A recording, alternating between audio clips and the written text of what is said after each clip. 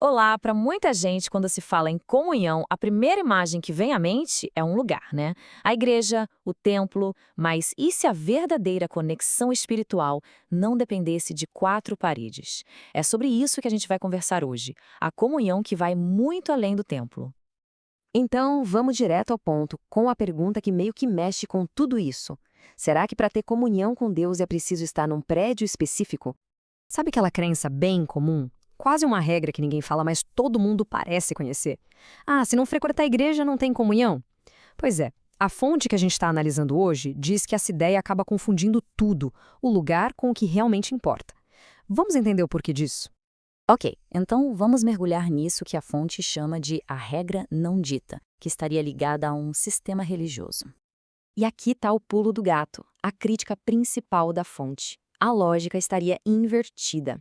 Pensa bem, o ato de se reunir, de estar junto, que deveria ser uma consequência, um fruto da comunhão que já existe, acaba virando uma condição, um pré-requisito para ter essa comunhão. É como dizem, né? Colocar a carroça na frente dos bois. Então, se não é sobre o lugar, o que é comunhão afinal? Vamos tentar redefinir esse conceito, entender o que seria essa tal realidade espiritual. A proposta da fonte é uma virada de chave, sabe? Tirar o foco do que está fora e olhar para dentro. A ideia é que a comunhão não é bem uma coisa que a gente faz num lugar específico, mas sim uma realidade que a gente é, uma condição espiritual que vem da nossa união com Cristo.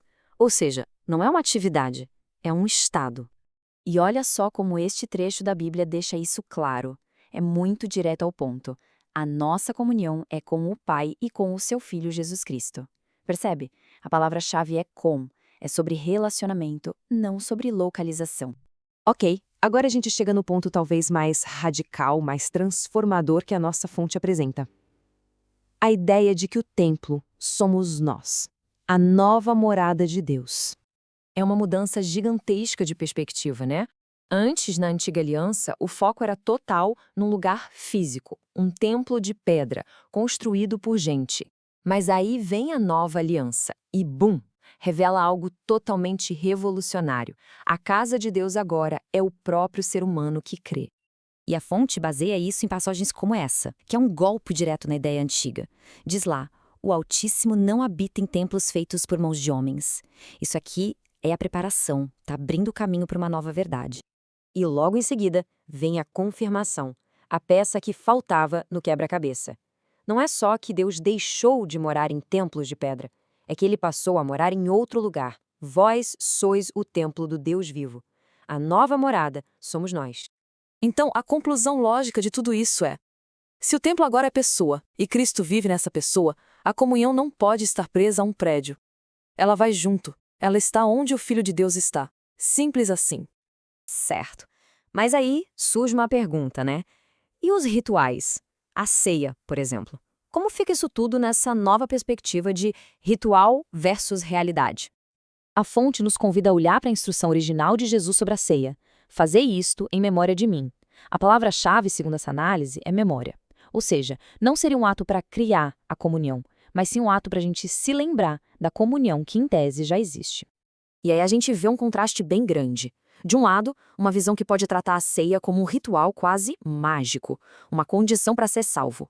Do outro, a visão da fonte, que diz que não, que ela é um símbolo poderoso de uma realidade que já está acontecendo do lado de dentro. Ok, já falamos do indivíduo como templo. Agora, vamos ampliar foco para o coletivo. O que seria, então, a igreja, a verdadeira assembleia? E aqui é bem interessante a gente olhar para a origem da palavra. No grego original, a palavra para a igreja é eklesia. E sabe o que significa? A assembleia, um grupo de pessoas reunidas. Nunca significou um prédio. Então, a fonte argumenta que a verdadeira igreja é isso, uma assembleia espiritual, a união de todos que estão em Cristo, e não uma instituição de tijolo e cimento. E para reforçar essa ideia, a fonte traz esse texto, que é bem forte. Ele diz que quem crê já chegou à universal Assembleia e à Jerusalém Celestial. A ideia aqui é que já fazemos parte dessa reunião espiritual, algo que vai muito além do nosso mundo físico, do aqui e agora. Agora, um ponto super importante, para não ter confusão. A fonte não está dizendo que é errado se reunir fisicamente. Muito pelo contrário. Estar junto, cara a cara, é super valioso para a gente se fortalecer, se encorajar. A grande questão é outra. É que essa reunião física não deveria ser a condição que define ou controla quem tem ou não tem comunhão e salvação. Bom, vamos amarrar todas essas pontas agora na conclusão. A vida está no Filho. Pensa comigo. Se o texto diz que existe um só Deus e um só mediador, a implicação disso é direta e muito forte.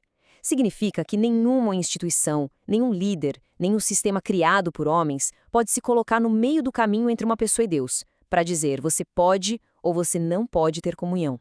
Então, resumindo o argumento da fonte, quando se prende a comunhão a um lugar físico, essa tal regra não dita acaba, mesmo sem querer, negando coisas muito sérias. Coisas como a obra completa de Cristo, a realidade de que o Espírito Santo vive em nós e a ideia de que a igreja é algo vivo e universal. E essa citação final, ela amarra tudo de um jeito muito poderoso. Quem tem o Filho tem a vida. De acordo com a fonte, é isso. A vida, e portanto a comunhão, não estaria num lugar, nem num ritual, mas numa pessoa. Se a pessoa tem o Filho, ela já tem o essencial, já tem a vida. E é com essa pergunta que a fonte nos deixa para pensar. Se a comunhão não está amarrada a um lugar, então onde é que a gente a encontra de verdade? A resposta, como a fonte sugere, talvez esteja muito mais perto do que a gente costuma pensar.